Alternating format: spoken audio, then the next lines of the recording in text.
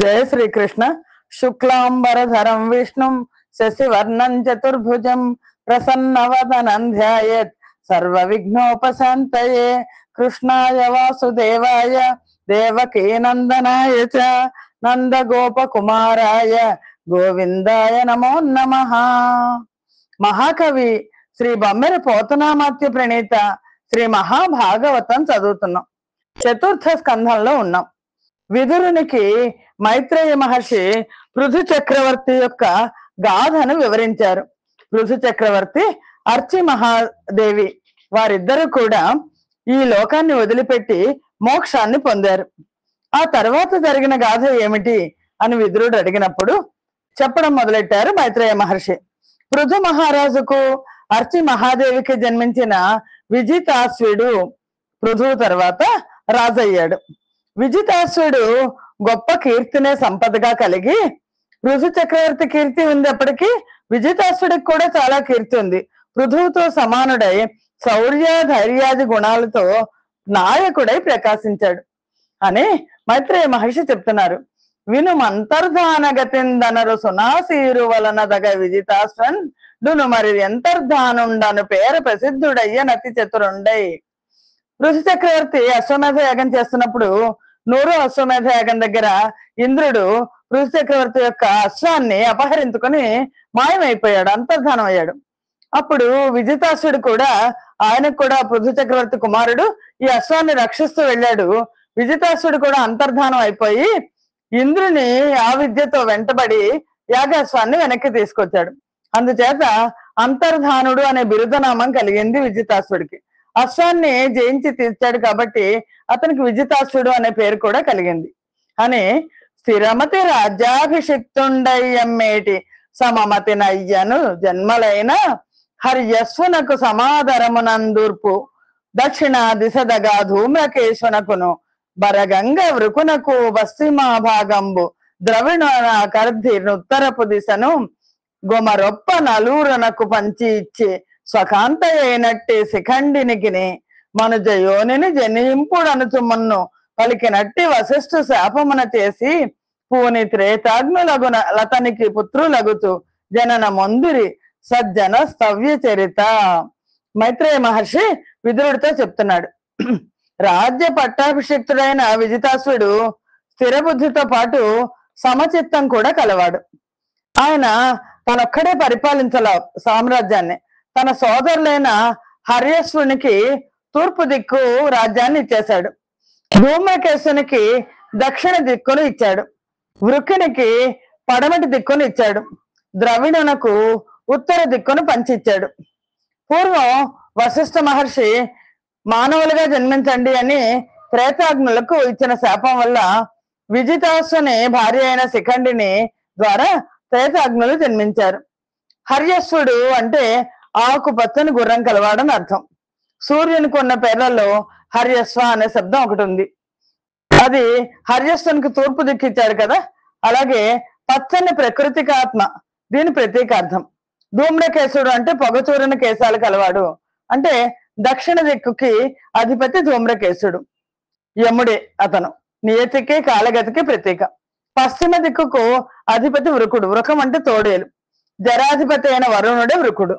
ఉత్తర దిక్కుకు అధిపతి ద్రవిణుడు, ద్రవిణుడు అంటే సంపదలకు అధిపతి కుబేరుడు. ఇలా నలుగురు 4 దిక్పతులు అయ్యారు.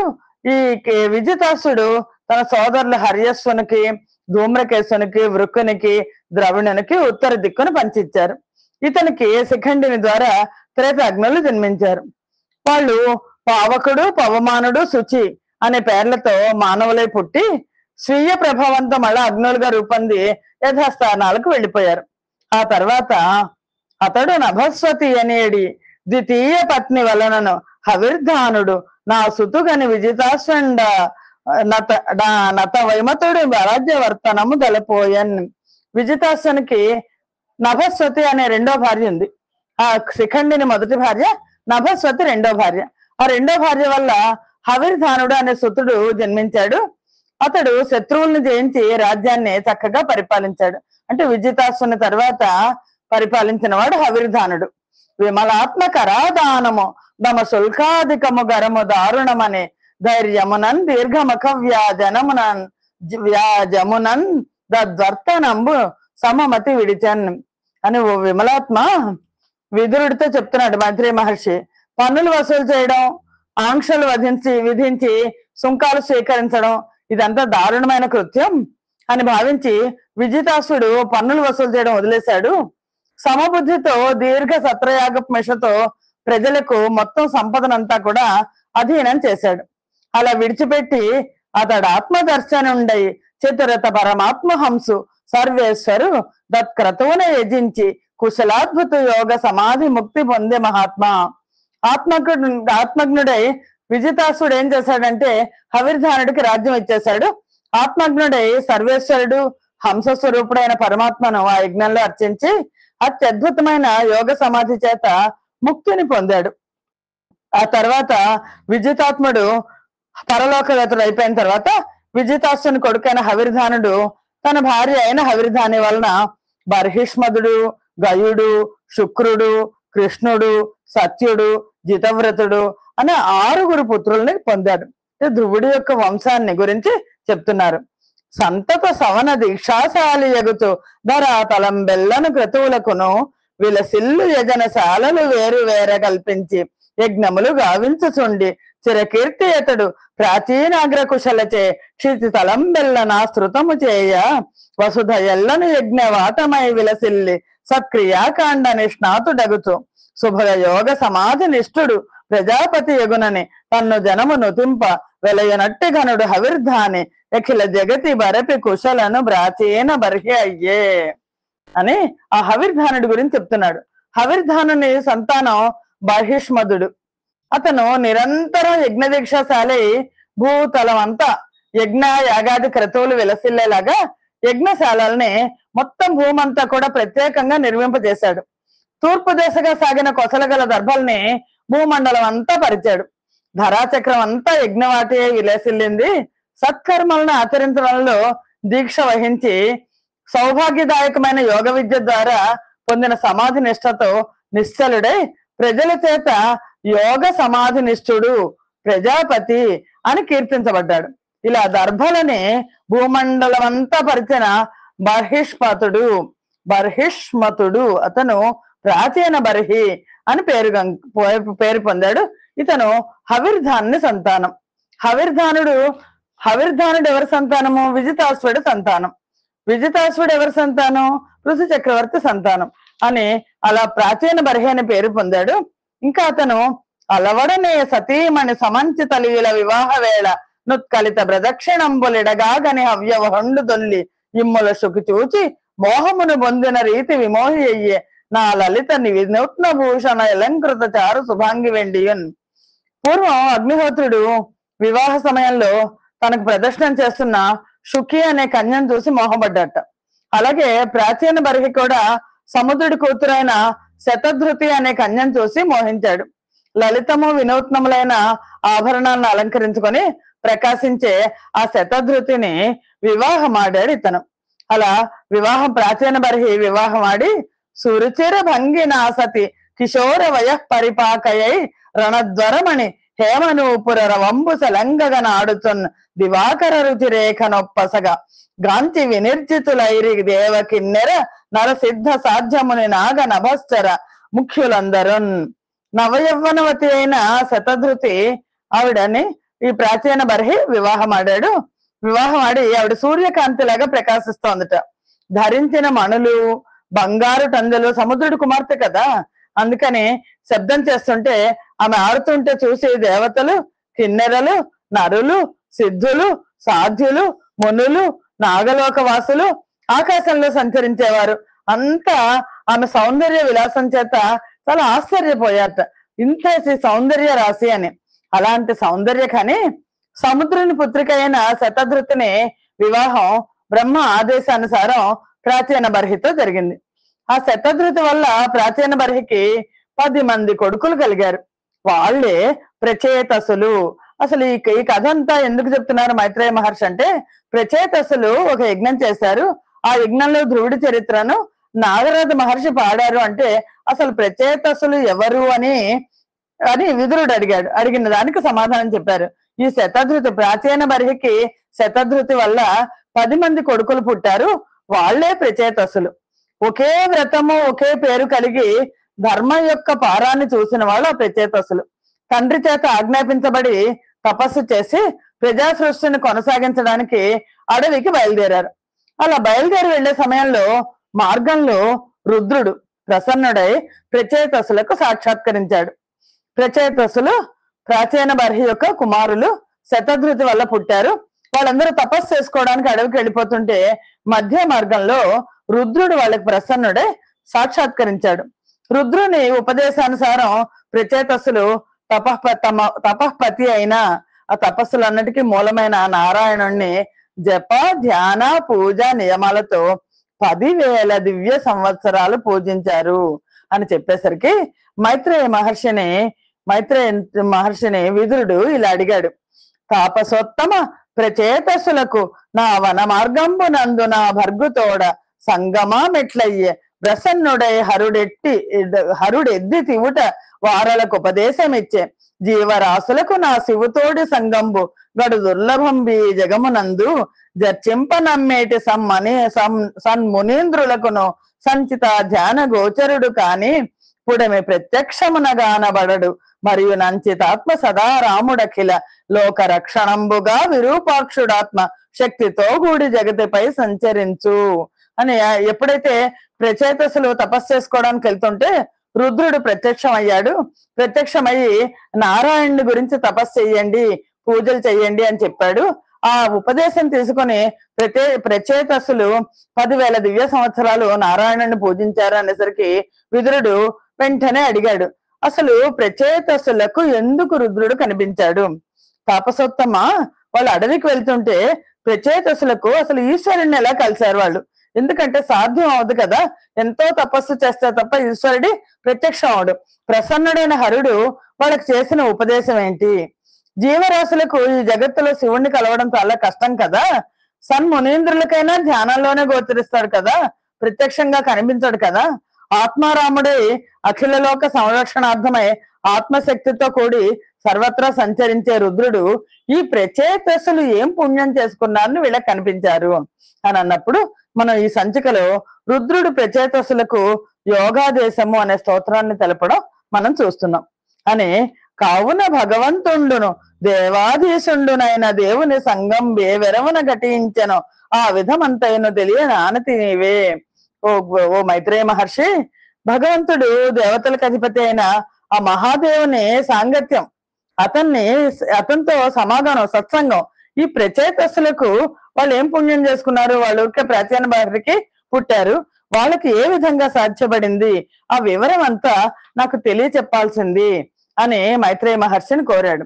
అనవుడు విదురున కమ్ముని జన నాయకుడని నట్టి సాధు మనీషందనరు ప్రచేతసులును నిజ జనకుని సద్భాషణములు సమ్మతి తోడన్ శిరమున వహించి పడమటి కరిగెడి సమయమున నెదుర నంబుది కంటెం బరపగనొక సరసి మనోహర నిర్మల సలిల పూర్ణయ్యి యది మరియున్. అప్పుడు మైత్రేయ మహర్షి చెప్తున్నాడు.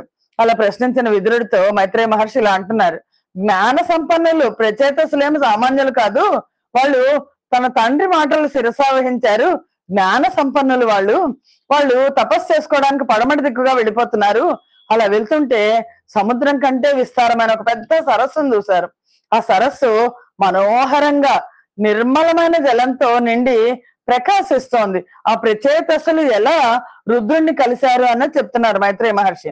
అని రక్తోత్పలేందీవర ప్రఫుల్లాంభోజ కమనీయ కహ్లార కలిత మగుచు గంజాత కింజల్క పుంజ విక్షేపక మంద గంధానిలానందమగుచు రమణీయ హంస సారస చక్రవాక కారండవానినదాభిరామ మగుచు వరమత్త మధుప సుస్వర మోద పల్లవంకురిత లతాతరు భరిత మగుచు సిద్ధ చారణ గంధర్వ సేవ్య మగుచు పుణ్యముల కాలయంబై పొలుపు మిగిలి లలితమై చూడనొప్పగో లక్షణముల బరగి శుచి లఘు మధురాంబు భవ్య మగుచు. అక్కడ ఒక పెద్ద సరస్సును చూశారు వాళ్ళు. ఆ పడమటి వైపు వెళ్తుంటే ఆ సరస్సులో ఎర్ర కలువలు, తెల్ల కలువలు, బాగా విచ్చుకున్న పద్మాలు, తమ్మిపూలు ఇవన్నీ కూడా అలలాడుతున్నాయి. పద్మాల కేసరాల గుర్తుల నుంచి వెలువడే సుగంధాలని పిల్లవాయువులు మోసుకొని వస్తూ తీసుకొస్తూ చాలా ఆనందాన్ని కలిగిస్తున్నాయి. అక్కడ అందమైన హంసలు, బెగ్గురు పక్షులు, చక్రవాకాలు, అడవి పావురాలు మధురంగా కూస్తున్నాయి. మదించిన తుమ్మెదల మధుర ధ్వనులకు సంతోషించి పులకించినట్లుగా ఒడ్డునున్న తీగలు, చెట్లు చిగుళ్ళు తొడిగాయి. సిద్ధులు, చారణులు గంధర్వులచే సేవించబడుతూ పుణ్యాలకు నిలయమై నిర్మలమైన తీయని నీటితో తొణికిసలాడుతూ శుభావహంగా ఆ సరస్సు ఉంది. వాళ్ళు ఒక అద్భుతమైన సరస్సుని పశ్చిమ దిక్కుకెళ్తూ చూశారు. చూసి సజ్జనుని హృదయము బోలి స్వచ్ఛ మగుతు హరి పదాకృతి దివిజ విహార మగుతు గనుని సిరిభంగి నర్హ జీవనము నగుతు మానవతి వృత్తి గతిని నిమ్నంబు నగుతూ. ఆ సరోవరం ఎలా ఉంది అంటే మంచివాళ్ళ హృదయంలాగా నిస్వచ్ఛంగా ఉందిట. హరిపదమైన వైకుంఠంలాగా, దేవతా విహార స్థలంలాగా ఉందిట. గొప్పవాడి సంపదలాగా అర్హులకు ఉపయోగపడుతూ ఉంది. అలాగే అభిమానవతి అయిన స్త్రీ ప్రవర్తనలాగా చాలా గంభీరంగా ఉందిట. ఉండి శశికరంబులు బోలి విశదములగుతూ హరి కథల బోలి కల్మష హరములగుతూ వహ్నులను బోలి భువన పావనములగుతూ బొగడదగు నీరములచే ప్రపూర్ణమగుతూ. ఆ సరస్సులో నీళ్లు ఎలా ఉన్నాయి? ఆ సరోవరంలో నీళ్లు శశి కిరణాల్లాగా స్వచ్ఛమంగా ఉన్నాయిట. ఆ చల్లటి వెన్నెల్లాగా ఉన్నాయి. హరికథల్లాగా కల్మషాన్ని హరిస్తున్నాయి. అగ్నిహోత్రాల్లాగా లోకాలను పావనం చేస్తున్నాయి. అలా ప్రశంసించదగిన నీటితో నిండి ఆ ప్రకాశించే సరోవరాన్ని ప్రచేతసులు గమనించారు. ఆ సరస్సులో ఒక దివ్యమైన పురుషుణ్ణి చూశారు. వాళ్ళు చూసి సమదస్త్రీక మృదంగ వేణుముఖ భాస్వన్నాదమై దివ్య మార్గ మనోరంజకమై తనర్చు విలసద్ గంధర్వ గానంబు నెయ్యము సంధిల్లగ వించు దన్మహిమ కృత్యాశ్చర్యమున్ పొంది వేగమునందత్ కమలాకరంబు వెడలెన్ గౌతూహలోల్లాసియై. అక్కడ ఆ సరస్సులో ఒక దివ్యమైన పురుషుణ్ణి చూశారు. పరవశించే వేణుగానం, మృదంగనాదాలతో కూడిన మనోరంజకమైన గంధర్వ గానం వినిపిస్తోంది. అది విన్నారు. ఆ గాన మహిమకు చాలా అమిత ఆశ్చర్యాన్ని పొందారు. అప్పుడు ఆ సరస్సు నుంచి అతి వేగంగా సంతోషంగా వెలుపలికి వచ్చాడు ఆ దివ్య పురుషుడు. అలా దివ్య పురుషుడు బయటికి రాగానే కనిరా తాపస పొంగవుల్ దివిజ లోక శ్రేష్ఠునిన్ దత్త కాంచన వర్ణున్ సనకాది యోగి జన భాస్వద్గీయమానున్ ద్రిలోచను భక్తానుగుణానుగున్ సుమహితైశ్వర్యన్ ప్రసాదాభిశోభన వక్తృన్ నిహతాఘ కర్తృజన సంపద్భద్రునిన్ రుద్రునిన్. అలా పైకొచ్చింది ఎవరు? రుద్రుడు. ఆ దివ్య పురుషుడైన రుద్రుడు అలా సరస్సులోంచి పైకొచ్చాడు. దివ్య పురుషుడు ఎలా ఉన్నాడు? ఈ తాపసులలో శ్రేష్ఠులైన ప్రచేతసులందరూ కూడా ప్రచేతసులందరూ తాపసులు. వాళ్ళల్లోనే శ్రేష్ఠులైన ప్రచేతసులు చూశారు. దేవతా లోకంలో శ్రేష్ఠుడైన వాడు ఏ రంగులో ఉన్నాడు? కరిగించిన బంగారు అనే రంగు గలవాట రుద్రుడు. సనకాది యోగి జనులతో కీర్తించబడేవాడు. త్రిలోచనుడు, 3 కళ్ళు కలవాడు. భక్తుల గుణాలను అనుసరించి దగ్గరయ్యేవాడు. మహదైశ్వర్య సంపన్నుడు. ప్రసాద గుణంతో శోభించే ప్రసన్న వదనం గలవాడు. పాపాలని పోగొట్టి సంపదలకు భద్రతను కలిగించేవాడు. ఆయన ఆ పరమశివుణ్ణి ప్రచేతసులు చూశారు. చూసి కనివారలు తమ మనముల నను రాగము నద్భుతము ననయము బొడమన్ వినయము దోపగ దత్పద వనజములకు మొక్కి భక్తి వశగతులగుతున్. వాళ్ళు చూడంగానే వాళ్ళ మనస్సులో అనురాగము భక్తి వచ్చింది. అనురాగం అద్భుతం పొటమరించగా మిక్కిలి భక్తి పరవశులై వినయంతో ఆ పరమేశ్వరుని పాద పద్మాలకు వాళ్ళు నమస్కారం చేశారు, ప్రణమిల్లారు. ఆ భగవంతుడు సర్వధర్మాలు తెలిసినవాడు, దయామయుడు, భక్తవత్సలుడు. దర్శన మాత్రంతోనే సమస్త పాపాలను హరించేవాడు. ఆయన ఆ రుద్రుడు, ఆ పరమేశ్వరుడు ప్రీతి చెంది ప్రసన్న హృదయం కల ధర్మజ్ఞులు, శీల సంపన్నులైన ప్రచేతసులతో ఇలా అన్నారు. ఇప్పుడు రుద్రుడు రుద్ర గీతను ప్రచేతసులకు బోధిస్తున్నారు. ఈ రుద్ర గీత పరమ పవిత్రమైనది ఇది అని రుద్రుడు ప్రచేతసులతో ఇలా అన్నాడు. వినుడు నృపాల నందనులార మీ మది గల తలంపెల్లను గానవచ్చే మీకు భద్రంబగు మీ ఎడానే అనుగ్రహ బుద్ధి చేనిటు గానబడితి గైకొని ఇప్పుడు సూక్ష్మము త్రిగుణాత్మకము నగు నా ప్రకృతి కంటెను ధరణిని బరగు జీవుని కంటే బరుడైన వాసుదేవుని చరణాబ్జముల్ ధనరు భక్తి నర్ధినెవ్వరు భజేంతు రట్టివారు నాకు ప్రియతముల్ వారికి నై చరిత్రులార ఏను బ్రియుండనై భూరి మహిమ వెలయుచొందుదు నదిగాక వినుడ మీరు. ఓ ప్రచేతసులారా, ఓ రాకుమారులారా, వినండి. మీ మనస్సులో ఉన్న సంకల్పం నాకు తెలుసు. ఎందుకు? వీళ్ళందరూ కూడా పశ్చిమ దిక్కుకి తపస్సు చేసుకోవడానికి వెళ్తున్నారు, ఆ నారాయణ్ణి కొలవడానికి వెళ్తున్నారు. మీకు క్షేమం కలుగ్గాక, మిమ్మల్ని అనుగ్రహించాలి అనే బుద్ధితో నేను దర్శనం ఇచ్చాను. సూక్ష్మము త్రిగుణాత్మకములైన ప్రకృతి కంటే అన్యమైన, భూమి మీద జన్మించిన జీవుని కంటే అన్యమైన వాసుదేవుని పాదపద్మాలని భక్తితో ఎవరు సేవిస్తారో వాళ్ళు నాకు చాలా ఇష్టమైన వాళ్ళు. వాళ్లకు నేను ఇష్టడునే సంచరిస్తాను అని. అంతేకాకుండా మానవుడు, స్వధర్మ నిరతుడైన మానవుడు అనేక జన్మల్లో చేసిన పుణ్య విశేషాలని బట్టి బ్రహ్మత్వాన్ని పొందుతారు. మానవుడు పుట్టంగానే బ్రహ్మత్వానికి అర్హత రాదు. అనేక జన్మలలో ఎన్నో పుణ్యాలు చేసుకుంటే కానీ బ్రహ్మత్వాన్ని పొందడు. అలా బ్రహ్మత్వాన్ని పొందుతాడు. అంతకంటే ఎక్కువ పుణ్యాన్ని చేసిన వాడు నన్ను పొందుతాడు. బ్రహ్మత్వాన్ని పొందడం అంటే ఎంతో పుణ్యం చేసుకుంటే బ్రహ్మత్వాన్ని పొందుతారు. అంతకంటే ఎక్కువ పుణ్యం చేసుకున్న వాళ్ళు పరమేశ్వరుని పొందుతారు. అధికారాంతంలో నేను బ్రహ్మాది దేవతలు పొందే హరిపదాన్ని భాగవతుడైన విష్ణు భక్తుడు తనంతట తానే పొందుతున్నాడు. ఎవరైతే ఆ పరమాత మహావిష్ణువుని కొలుస్తారో వాళ్ళు సరాసరి మేము పొందే విష్ణు పదాన్ని, హరిపదాన్ని వాళ్ళు కూడా పొందుతారు. కాబట్టి మీరు పరమ భాగవతులు. మీరు భాగవతులు అయినందుకు నాకు చాలా సంతోషం కలిగింది. భాగవత జనులంటే నాకంటే ఇష్టమైన వాడు మరొకడు లేడు. కాబట్టి చాలా రహస్యము, పవిత్రము, మంగళకరము, మోక్షప్రదము, జపింపదగినది అయిన నా ఉపదేశాన్ని వినండి. సృష్టి ఆరంభంలో బ్రహ్మదేవుడు తన కుమారులకు చెప్పాడు, ఈ శ్రీహరి స్తోత్రాన్ని నేను మీకు తెలియచేస్తాను వినండి అని రుద్రగీతని ప్రచేతసులకు చెప్తున్నాడు అని. వనజాసనుడు ఆత్మజులగు సనకాదుల చూచి పలికే సమ్మతి తోడన్ వినుడు కుమారకులారా వనజోదరు మంగళ స్తవం బెరిగింతున్. పద్మాసనుడైన బ్రహ్మ తన మానసపుత్రులైన సనక సనందనాది మహర్షులను చూసి వాళ్ళు పుట్టంగానే వాళ్ళతో ఇలా అన్నారు, పుత్రులారా, శ్రీమన్నారాయణ్ణి మంగళకరమైన స్తోత్రాన్ని నేను చెప్తున్నాను వినండి అని. సనకాది కుమారులు వినేలాగా శ్రీహరిని ఉద్దేశించి బ్రహ్మ ఇలా అన్నాడు, ఓ ఈశ్వర, ఆత్మజ్ఞానులైన వారికి నీ గొప్పదనం ప్రకటిత లక్షణం. అది ఆనందాన్ని కలిగిస్తుంది. కాబట్టి అలాంటి ఆనందాన్ని మాకు కలుగుగాక. నీవు పరిపూర్ణానంద స్వరూపుడవు, సర్వాత్మకుడవైన నీకు నమస్సులు అని బ్రహ్మదేవుడు సనత్ కుమారులతో, తనక సనందనాదులతో, తన మానసపుత్రులతో చెప్తున్నారు అని రుద్రుడు ప్రచేతసులకు వివరిస్తున్నాడు.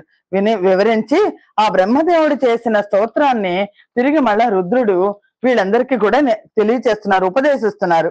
పంకజనాభాయ సంకర్షణాయ శాంతాయ విశ్వ ప్రబోధాయ భూత సూక్ష్మేంద్రియాత్మనే సూక్ష్మాయ వాసుదేవాయ పూర్ణాయ పుణ్యాయ నిర్వికారాయ కర్మ నిస్తారకాయ త్రయీపాలాయ త్రైలోక్య పాలకాయ సోమరూపాయ తేజోబలాఢ్యాయ స్వయం జ్యోతిషే దురంతాయ కర్మ సాధనాయ పురాపురుషాయ యజ్ఞరేతసే జీవతృప్తాయ పృథ్వీ రూపకాయ లోకాయ నభసేంతకాయ విశ్వయోనయే విష్ణవే జిష్ణవే నమోస్తు. బ్రహ్మగారు సనక సనందనాదులకు చెప్పిన ఈ స్తోత్రం, పరమేశ్వరుడి స్తోత్రం, ఆ మహావిష్ణువు స్తోత్రం అద్భుతమైన పుణ్యాన్ని అందించే స్తోత్రం ఇది. మళ్ళీ మనం ఇంకోసారి చదువుదాం. పంకజనాభాయ సంకర్షణాయ శాంతాయ విశ్వ ప్రబోధాయ భూత సూక్ష్మేంద్రియాత్మనే సూక్ష్మాయ వాసుదేవాయ పూర్ణాయ పుణ్యాయ నిర్వికారాయ కర్మ నిస్తారకాయ త్రయీపాలాయ త్రైలోక్య పాలకాయ సోమరూపాయ తేజోబలాఢ్యాయ స్వయం జ్యోతిషే దురంతాయ కర్మ సాధనాయ పురాపురుషాయ యజ్ఞరేతసే జీవతృప్తాయ పృథ్వీ రూపకాయ లోకాయ నభసేంతకాయ విశ్వయోనయే విష్ణవే జిష్ణవే నమోస్తు. ఓ పద్మనాభ, నీకు నమస్కారము. అహంకారానికి అధిష్టాతమైన సంకర్షుండవైన నీకు నమస్కారం. శాంతుడవు, విశ్వ ప్రబోధకుడవు, పంచభూతాలు ఇంద్రియాలు మొదలైన వాటి యందు సూక్ష్మమైన అంతర్యామిగా ఉన్న నీకు నమస్కారం. సూక్ష్మమూర్తివైన నీకు నమస్కారం. చిత్తానికి అధిష్టాతమైన వాసుదేవుడవు నీవే. ఇన్నింటిలో పరిపూర్ణుడవై విశ్వమంతా నిండిన విశ్వాకారుడవు. పుణ్యమూర్తివి నీవే. నిర్వికారుడవు నీవే. కర్మ స్వరూపంగా విస్తరించేవాడివి నీవే. వేద పాలకుడవు. 3 లోకాలను సంరక్షించేవాడివి. సోమరూపుడవు. తేజోబల స్వరూపుడవు. స్వయం జ్యోతివి. అంతము లేనివాడివి. కర్మ సాధకుడవు. పురాణ పురుషుడవు. యజ్ఞమే వీర్యంగా గలవాడవు. జీవుల తృప్తియే నీ తృప్తిగా భావించేవాడివి. పృథ్వీ స్వరూపుడవు. లోక స్వరూపుడవు. ఆకాశ రూపివి. అంతక దీప్తివి. విశ్వకర్తవు. విష్ణుడవు. జిష్ణుడవు. అటువంటి నీకు నమస్కారము అని నమస్కారం పెడుతున్నారు. బ్రహ్మదేవుడు సనక సనందనాథులకు చెప్పిన దాన్ని రుద్రుడు ప్రచేతసులకు చెప్తున్నాడు, ఉపదేశిస్తున్నాడు. స్వర్గాపవర్గ సుద్వారాయ సర్వరసాత్మనే పరమహంసాయ ధర్మపాలాయ సద్ధిత ఫల రూపకాయ కృష్ణాయ ధర్మాత్మనే సర్వశక్తియుక్తాయ ఘన సాంఖ్య యోగీశ్వరాయ హిరణ్య వీర్యాయ రుద్రాయ శిష్టనాథాయ దుష్ట వినాశాయ శూన్య ప్రవృత్తాయ కర్మణే మృత్యవే విరాట్ శరీరాయ నిఖిల ధర్మాయ వాగ్విభూతయే నివృత్తాయ సత్పుణ్య భూరి వర్చసేఖిల ధర్మదేహాయ చాత్మనే అనిరుద్ధాయ నిభృతాత్మనే నమోస్తు. మళ్ళీ ఇంకోసారి. స్వర్గాపవర్గ సుద్వారాయ సర్వరసాత్మనే పరమహంసాయ ధర్మపాలాయ సద్ధిత ఫల రూపకాయ కృష్ణాయ ధర్మాత్మనే సర్వశక్తియుక్తాయ ఘన సాంఖ్య యోగీశ్వరాయ హిరణ్య వీర్యాయ రుద్రాయ శిష్టనాథాయ దుష్ట వినాశాయ శూన్య ప్రవృత్తాయ కర్మణే మృత్యవే విరాశరీరాయ నిఖిల ధర్మాయ వాగ్విభూతయే నివృత్తాయ సత్పుణ్య భూరి వర్చసేఖిల దేహాయ చాత్మనే నిరుద్ధాయ నిభృతాత్మనే నమోస్తు. స్వర్గానికి మోక్షానికి మధ్య చక్కని ద్వారమైన ఓ మహావిష్ణువు నీకు నమస్కారం. అన్ని రసాలకు ఆత్మవైన జలరూపుడవు నీకు నమస్కారం. మనోవికారాలంటనే కేవల స్వస్వరూప ప్రణవమూర్తివి. కర్మ ఫలముల స్వరూపివి. సజ్జనులకు హిత ఫలరూపివి. సకల ధర్మముల అంతర్యామివి. కృష్ణుడవు. సర్వశక్తియుక్తుడవు. గొప్పవారైన సాంఖ్యయోగులకు ఈశ్వరుడవు. హిరణ్య గర్భుడవు. రుద్రుడవు. శిష్ట రక్షకుడవు. దుష్ట శిక్షకుడవు. శూన్యమునందు ప్రవర్తించేవాడవు. కర్మస్వరూపుడవు. మృత్యుదేవతవు. విరాట్ శరీరుడవు. నిఖిల ధర్మస్వరూపివి. వాక్ సంపదలోనే వైభవం అంతా నీదే. విరమించే సంకల్పంలోనే అంతర్యామివి నీవే. సజ్జనుల పుణ్యముల యొక్క తేజస్సు నీవే. సకల ధర్మాల స్వరూపం నీవే. ఆత్మస్వరూపుడవు. నిరోధించుటకు సాధ్యపడని అనిరుద్ధుడవు. వృద్ధి క్షయాలు లేని నిశ్చలుడవు. అటువంటి ఓ మహావిష్ణువు నీకు నమస్కారము. సర్వసత్తాయ దేవాయ సన్నియామకాయ బహిరంతరాత్మనే కారణాత్మనే సమస్తార్థలింగాయ నిర్గుణాయ వేదసే జితాత్మక సాధవే నమోస్తు. సర్వ సత్తుడవైన సర్వశక్తిమంతుడవైన నీకు నమస్కారం. దైవానివి. నియామకుడవు. బయట లోపల అంతా వ్యాపించి ఉండే అంతర్యామివి. దేనికైనా కారణ రూపంగా వెలుగొందేవాడివి. సమస్త ప్రయోజనానికి చిహ్నంగా నిలిచిన స్వరూపుడవు. నిర్గుణుడవు. బ్రహ్మస్వరూపుడవు. తనను తాను జయించిన వానికి సాధు స్వరూపుడవు. అటువంటి నీకు నమస్కారము అని ఆ రుద్రుడు ఇంకా చెప్తున్నారు. ఇంకా నీవు ప్రద్యుమ్నుడవు. అంతరాత్మవు. సమస్త శేష కారణుడవు. 4 హోమస్థానాలలో ప్రయోగించే మంత్రాల రూపమైన వాడవు. సర్వజ్ఞుడవు. జ్ఞాన క్రియా స్వరూపుడవు. అంతఃకరణంలో వసించేవాడివి. అటువంటి నీకు నమస్కారము. అనగా దేవ భవత్పద వనరుహ సందర్శనేచ్ఛ వరలిన మాకొన్ విను వైష్ణవ సత్కృతమై యనయ భవద్ దర్శనంబు నీవే మహాత్మా. ఓ పుణ్యాత్మ, ఓ దేవ, నీ పాద పద్మాలను సందర్శించాలి అనే కోరిక మాకు అధికమైంది. భక్తుల ద్వారా పూజలు అందుకొని ప్రకాశించే నీ దర్శనాన్ని ప్రసాదించవలసిందిగా అభ్యర్థిస్తున్నాం అని రుద్రుడు ఈ ప్రత్యేకసులు మహావిష్ణువుని కొలవడానికి వెళ్తున్నారని ఈ స్తోత్రాన్ని వాళ్ళకి ఉపదేశించాడు అని రుద్రుడు పరమేశ్వరుడు ప్రచేతసులతో చెప్తున్నారు. నీ సందర్శనం ఎలాంటిదంటే, అనగా సకలేంద్రియ గుణం జనమును భక్త ప్రియంబు జలదశ్యామంబును సౌందర్య సమగ్రము ననుపమమును నిత్య మంగళావహమగుతున్. ఓ పాపరహితుడా, నీ దివ్య రూపము నీలమేఘ వర్ణము, సకల ఇంద్రియాలకు సంతోషప్రదము, భక్తులకు ప్రియమైనది, సంపూర్ణ సౌందర్య సమేతము, శాశ్వత శుభావహమైనది అని. ఇంకా అలికులోపమలస దళక శోభితమగు నమృతాంశురేఖ నిభాననమును సమకర్ణ దివ్య భూష ప్రభాకలితంబు సుందర భ్రూనాస సురుచిరంబు సలలిత కుంద కుట్మల సన్నిభద్విజ పూరిత స్నిగ్ధ కపోల యుగము పద్మ ఫలాసల్ శోభన లోచనంబును మందస్మితాపాంగ సుందరమును నస్మిత సస్మితాలోక సతత ప్రసన్న ముఖము గంబు సుందర రుచిర మంగళ గళంబు హారమణి కుండల ప్రభాపూర కలిత చారు మృగరాజ సన్నిభ స్కంధయుతము అని వర్ణిస్తున్నారు.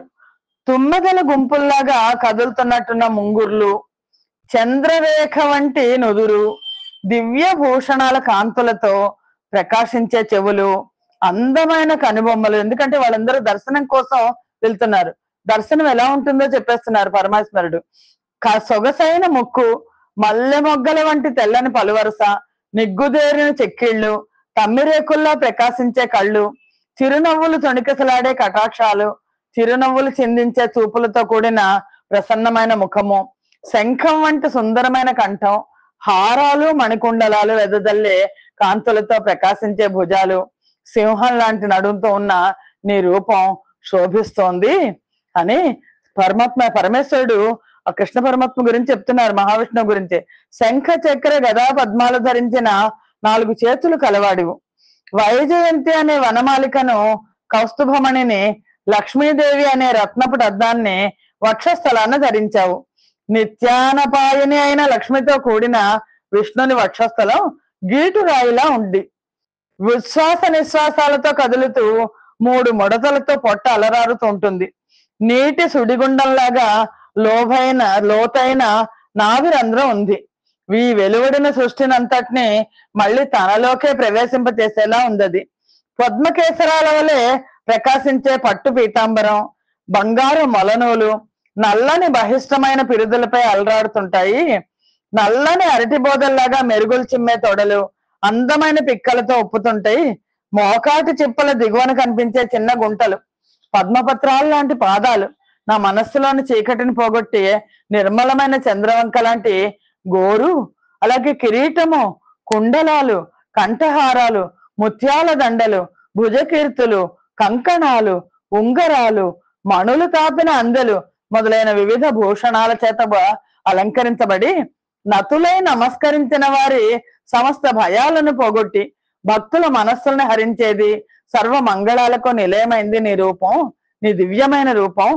తమో గుణంతో సంచరించే వారికి కూడా సన్మార్గాన్ని చూపించే నువ్వు నీ దివ్య రూపాన్ని చూపించి మాకు కృతార్థులను చెయ్యి అని ఈ స్తోత్రాన్ని మీరు పఠించండి అని పరమేశ్వరుడు చెప్తున్నాడు.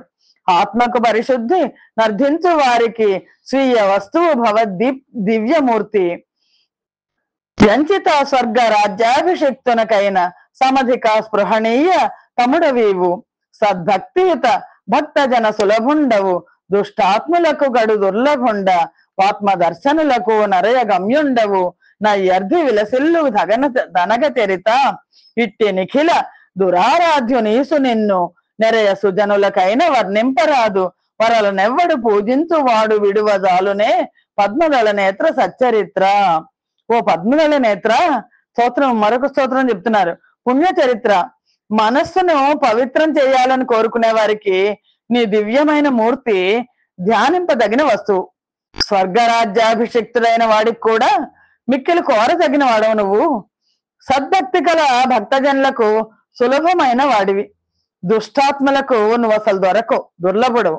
ఆత్మదర్శనం చేయగల ఆత్మజ్ఞులకు ఆత్మస్వరూపుడవై చెంతకు చేరుకుంటున్నావు. ఇలా ఆరాధించడానికి అందరికీ దుర్లభమైన నిన్ను సుజనులు సైతం వర్ణించలేరు.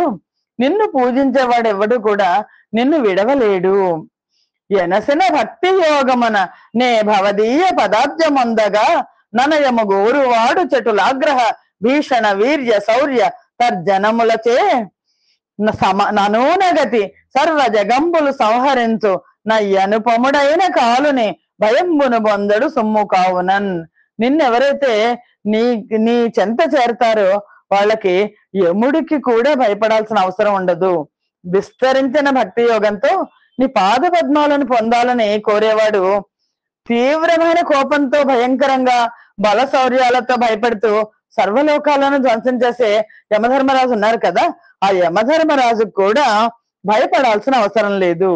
ఇట్టి నీ పాదమూలం వెవ్వడేని బొంది ధన్యాత్ముడవు నట్టి పుణ్యుడుందు మనము లోపల గోరునే మరచి అయిన నవ్యయానంద గోవింద హరి ముకుంద. ఓ గోవింద, ఓ ముకుంద, ఓ హరి, ఇలాంటి నీ పాదమూలాన్ని ఆశ్రయించి ధన్యుడైన పుణ్యాత్ముడు మరిచిపోయి కూడా మదిలో ఇంకో వస్తువు ఏమన్నా కోరుకుంటాడా? కోరుకోడు. అటువంటి అవ్యయానంద ఓ గోవింద, ఓ ముకుంద, ఓ హరి, నీకు నమస్కారములు. హరిని భక్త జనులతో నిరుపమ గతి జలిమిసేయు నిమిషార్థముతో సరిగాదు మోక్షమనిన నచిర శుభమగు మర్త్య సుఖము చెప్పగనేలా. ఓ శ్రీహరి, సాటిలేని నీ భక్తులతో చేసే స్నేహం అర నిమిషమైనా చాలు. సత్సంగం అది. ఎందుకంటే దానితో మోక్షం కూడా సమానం కాదు. అలాంటప్పుడు క్షణికాలైన లౌకిక సుఖాలను గురించి ఇంకా చెప్పేది ఏముంది? అందుకని లౌకిక సుఖాల కంటే కూడా ఈ మోక్ష మార్గం, ఈ హరిపాదార్చనం అనేది ముఖ్యమైనది, అది ఎక్కువ అని చెప్పి దురిత వినాశక పద పంకరుహ భవత్కీర్తి తీర్థ కణచయ బాహ్యాంతర శేఖధూత కల్మష పురుషులు ధర మీద దీర్ఘభూతులు గారే. పాపాలను నశింపచేసే పాదాలు కలిగిన ఓ పద్మనాభ, నీ సంకీర్తనము అనే పుణ్య నది జలకణాలతో లోపలి వెలుపలి మాలిన్యాలను ప్రక్షాళన చేసుకునేవాళ్ళు, కడిగేసుకునే జనులు పవిత్రమైన పుణ్యతీర్థం లాంటి వాళ్ళు. అలాంటి వాళ్ళు ఎవరైతే నీ నామజపం చేస్తారో ఆ పుణ్యాత్ములు భూతదేయ గలవాళ్ళు, రాగద్వేషాదులు లేని చిత్తం కలవాళ్ళు, రుజుమార్గ వర్తనలైన సుగుణయుక్తులు ఆయన భాగవత జనుల సహవాసాన్ని మాకు కలిగించాల్సిందిగా కోరుతున్నాము. ఇదే మమ్మల్ని అనుగ్రహించడంగా తలుస్తాము అని సరసిజనావ సత్పురుష సంఘ సమంచిత భక్తి యోగ విస్ఫురణ ననుగ్రహింపబడి శుద్ధము నొందిన వాని చిత్త మస్థిర బహిరంగముంగనదు చందదు భూరిత స్వరూప సంసరణ గుహంజిరంబు గణదాలు భవన్ మహనీయ తత్వమున్. ఓ పద్మనాభ, సజ్జన సాంగత్యం వల్ల కలిగిన భక్తి యోగం చేత అనుగ్రహించబడిన వాళ్ళు, ఆ పరిశుద్ధులైన వాళ్ళ మనస్సు ఉన్నవాళ్ళు అస్థిరమైన ఈ బాహ్య విషయాల్లో చిక్కుకోరు. విషయభోగాల మీదకి వాళ్ళ మనస్సు వెళ్ళదు. మిక్కిలి చీకటి స్వరూపమైన సంసారం అనే గుహలోకి ప్రవేశించదు. నీదైన మహనీయ తత్వాన్ని తెలుసుకున్న వాళ్ళు తిరిగి మళ్ళా ఈ సంసార లంపటంలో పడాలి అని కోరుకోరు. అది ఎలాంటిది అంటే అని పరమేశ్వరుడు చెప్తున్నాడు. అరయంగనేమిటి ఎందు నీ విశ్వంబు విదితమయ్యుండు నీ విశ్వమందు నేది ప్రకాశించు నెప్పుడు నట్టి స్వయం జ్యోతి నిత్యంబు నవ్యయంబు నాకాశమున బోలి అవిరళ వ్యాపక మగునాత్మతత్వంబు నధిక మహిమ నమరు పరబ్రహ్మ మగునని పల్కి ఇట్టనియ నవిక్రమండైన వాడు నెవ్వడాతడు తనయందు నెప్పుడు నాత్మ కార్యకరణ సమర్థంబు గాని భేద బుద్ధి జనకంబు నాదగు భూరిమాయ చేసి విశ్వంబు సత్యంబుగా సృజించే. దేని యందు ఈ విశ్వం విశదంగా కనిపిస్తుందో, ఈ విశ్వంలో నిండి ఏది నిరంతరం ప్రకాశిస్తుందో ఆ స్వయం జ్యోతి, ఆ వెలిగే జ్యోతి, ఆ శాశ్వతమైంది, అవ్యయమైంది, ఆకాశంలో సమస్తము వ్యాపించింది. అటువంటి ఆత్మతత్వమే పరబ్రహ్మం. ఆ పరబ్రహ్మం వికారం లేనిది, భేద బుద్ధిని కలిగించే మాయ చేత ఈ విశ్వాన్ని సృష్టించి అదే సత్యంగా తోచేట్టు చేశారు. పరబ్రహ్మ నుంచి విశ్వం వేరు కాదు, కానీ భేద బుద్ధిని కలిగించి తన మాయతో దీన్ని వేరుగా చేశారు. మరల మరల బెక్కుమారులి విశ్వంబు జనను వృద్ధి విలయ సంగతులను నందజేయుచుండు నట్టి ఈశ్వరుడవై తనను నిన్ను ఆత్మతత్వముగను. మళ్ళీ మళ్ళీ ఈ విశ్వం అంతా, ఈ సృష్టి అంతా నీ నుంచే పుట్టింది. అనేక సార్లు ఈ విశ్వాన్ని సృష్టించి పోషించి వృద్ధి చేసి లయం చేసే ఈశ్వరుడివై ప్రకాశించే నిన్ను ఆత్మతత్వంగా నేను తెలుసుకున్నాను అని యోగపరాయణులైన వారు శ్రద్ధతో తాము చేసే పనులతో మదిలో ఉపలక్షితమైన నిరూపాన్నే అర్చిస్తారు. వాళ్ళు వేదాల మూలతత్వం తెలిసిన జ్ఞానులు. నువ్వు ఆద్యుడవు, సృష్టికే ఆద్యుడవు, మొదలు లేనివాడివి, అద్వితీయుడవు, మాయాశక్తి యుక్తుడవే ప్రకాశిస్తావు. అలాంటి మాయాశక్తి చేత చతురాత్మ సత్వ రజస్తమో గుణములు వరుస జనించెను వాని వలన మహదహంకార తన్మాత్ర నభో మరుదనల జలావని ముని సుపర్వ భూత గణాత్మక స్ఫురణని విశ్వంబు భిన్న రూపముననుత్పన్నమయ్యే దేవ ఈ గతి భవదీయ మాయను చేసి రూఢి చతుర్విధ రూపమైన పురమున ఆత్మాంశమున చందు పురుషుడింద్రి యముల చే విషయ సుఖములను అనుభవించు మహిని మధుమక్షికాకృత మధువు బోలి అతని బురవర్తి యగు జీవుడంద్రు. మరియు సత్వరజస్తమ గుణాలు వరుసగా జన్మించాయి నీ నుంచి. ఆ త్రిగుణాల వల్ల నీ మూల ప్రకృతిలోంచి ఈ 3 గుణాలు జన్మించాయి. ఆ త్రిగుణాల వల్ల మహత్తు, అక్కడి నుంచి అహంకారము, శబ్ద స్పర్శ రూపరస గుణాలనే పంచతన్మాత్రలు, ఆకాశము, గాలి, నీరు, అగ్ని, భూమి, ఋషులు, దేవతలు, భూతగణాలు, అలాగా మొత్తం ఈ విశ్వం అంతా ప్రభవించింది. ఈ విధమైన నీ మాయ చేత 4 విధాలైన రూపంతో కూడిన ఓ దేహాన్ని నిర్మించావు నువ్వు. అది కూడా నీలోని అంశాలే. ఈ పురంలో చేరిన నువ్వు పురుషుడవై తేనెటిగ తేనెను గ్రోలినట్లు ఇంద్రియాలతో ఇంద్రియ సుఖాన్ని అనుభవిస్తున్నావు. ఈ దేహంలో ఉన్నప్పుడు నువ్వు జీవుడివి, దేహం లేకపోతే అది పరమాత్మవి అని ఆధ్యాత్మిక అర్థంలో తీసుకుంటే పురమే దేహం. వాసుదేవ, సంకర్షణ, ప్రద్యుమ్న, అనిరుద్ధ అనే 4 వ్యూహాలతో నిర్మించబడిన దేహం. ఈ విషయాన్ని 4 విధాలైన రూపాలతో పురాన్ని నిర్మించావు అని పరమేశ్వరుడు చెప్తున్న ఈ గీతలో, రుద్రగీతలో ఉంది. అని ఇలా జగత్తును సృష్టించే నువ్వు భూతగణంబుల చేతనే భూతగణంబులను మేఘ పుంజంబుల నిర్ధూతముగా చేయు ననిలుని భాతిని జరింప చేసి పౌరుషముప్పన్. పెనుగాలి చేత కొట్టబడిన, చెదరగొట్టబడిన మేఘాల్లాగా, మేఘ సమూహంలాగా భూతగణాలను భూతగణాల చేతనే నడిపించి పాలిస్తున్నావు. రూఢి దత్త క్రియాలబ్ధ రూపుడవును సుమహిత స్ఫురదమిత తేజుడవు జండ వేగుడవునయి ఘనభుజ విపుల మహిమ విశ్వ సంహారమర్థి గావింతు వీస.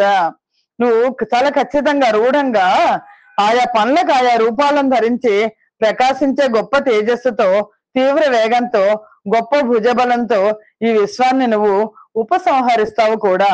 ఎలా అయితే సృష్టించావో అలాగే నువ్వు ఉపసంహరిస్తావు అని. అది ఎలా అంటే, ఎలా ఉపసంహరిస్తావంటే ఇది కర్తవ్య విచారకమతి చేదగనెప్పుడు భ్రమత్తంబును సంచిత విషయాల సమనూర్జిత లోభమునైన ఎట్టి సృష్టి గడంకన్ అప్రమత్తుండవగుతు వద్మాక్ష నీవు మృంగుతూ చాలా నాకట వ్రేగుచుండి 4 కలుగు రోజు భూరి పన్నగము వాతబడిన ఎలుకను భక్షించు పగిది ననక.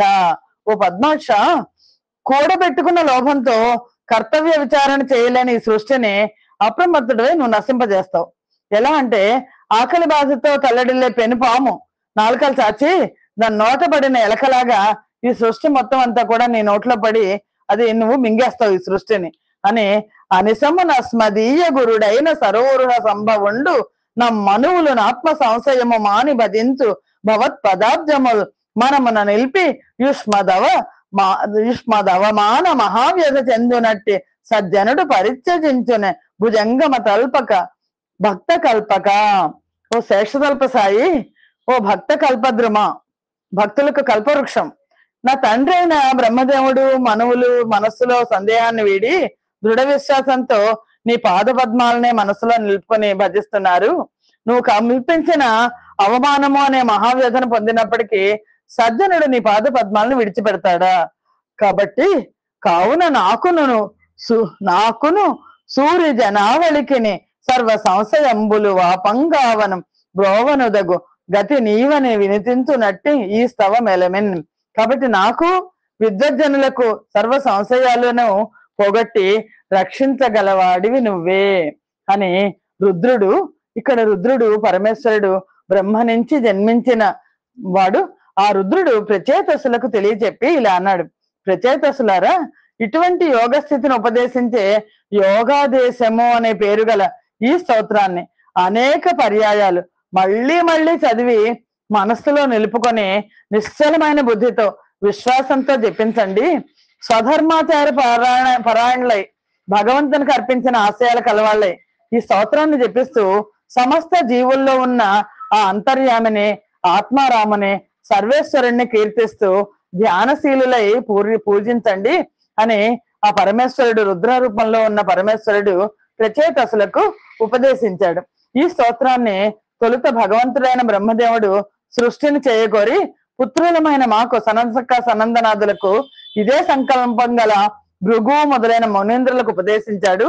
మేము ఆ భృగ్వాదులు ప్రజా సృష్టి చేయడానికి బ్రహ్మచే ప్రేరితులమై ఈ స్తోత్ర మహిమతో తమో గుణాన్ని వదిలిపెట్టేశాం, సృష్టిని చేయగలిగాం.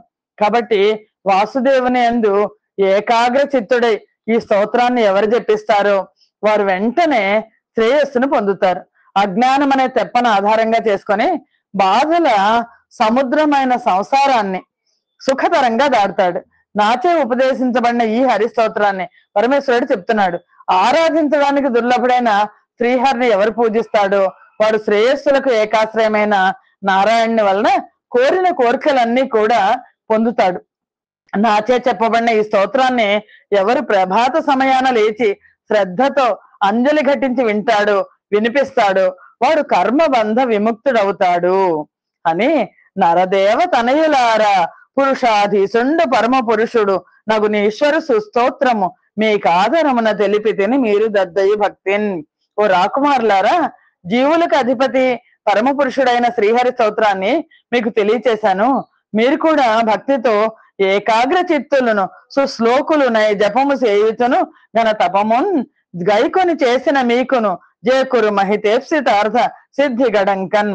మీరు కనుక ఏకాగ్ర చిత్తులై చక్కని నడవడిక గలవాళ్ళై ఈ స్తోత్రాన్ని జపిస్తూ గొప్ప తపస్సు చేయండి, మీరు కోరుకున్న గొప్ప గొప్ప కోరికలు కూడా సిద్ధిస్తాయి అని ఈ గతిని ఉపదేశం వనరించి సదాశివండు నొగి వారలచే తను భూజితుడై వారలు గణనంతర్ధానుడయ్య గౌతకమొప్పన్ అని ఈ విధంగా ఉపదేశించి ప్రచేతసుల పూజలను స్వీకరించి వాళ్ళు చూస్తుండగానే ఈశ్వరుడు అంతర్ధానం అయిపోయాడు.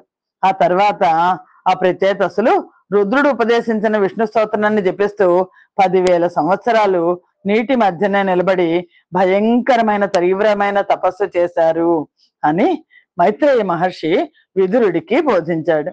ఇక్కడ ఆప్ చేద్దాం. స్వస్తి ప్రజాభ్య పరిపాలయంతాం న్యాయేన మార్గేణ మహిమహేషాః గోబ్రాహ్మణేభ్య శుభమస్తు నిత్యం లోకా సమస్తా సుఖినో భవంతు. సర్వం శ్రీకృష్ణార్పణమస్తు. యదక్షర పదభ్రష్టం మాత్రహీనంతు యద్భవేత్ తత్సర్వం క్షమ్యతాం దేవ. నారాయణ నమోస్తుతే. శ్రీమన్నారాయణ నమోస్తుతే. జయ శ్రీకృష్ణ.